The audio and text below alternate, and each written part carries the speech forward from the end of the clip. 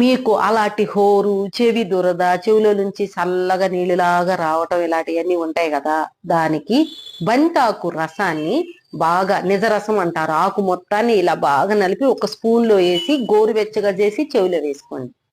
చీము పోయిద్ది. ఆ సన్నటి నీళ్ళలాగా కారేది పోయిద్ది. చెవిలో హోరు, హెలికాప్టర్స్, ట్రైన్స్ పరిగెత్తున్నట్టుగా ఉంటాయి కదా, అవి కూడా పోతాయి. 3-4 రోజులు చేసుకోండి. చాలా మంచిగా రిలీఫ్ అవుతారన్న. చెవులో హోరు తర్వాత మొత్తం అన్నీ పోతాయి, దాంతోపాటు చెవు కూడా పోతుందండి. సో ఎప్పుడైనా చెవులోని చీము కారుతున్నప్పుడు చెవులోని వాటర్ తలస్నానం చేయొద్దు అని కూడా చెప్తాం. ఎందుకంటే ఒక్క చుక్క నీరు పోయినా కూడా పస్సు ఎగ్రవేట్ అయిపోవచ్చు. ఈ హోర్ అనేది టినిటస్ అంటున్నారండి. మల్టిపుల్ ఎగ్జామినేషన్ చేయకుండా చెప్పలేం.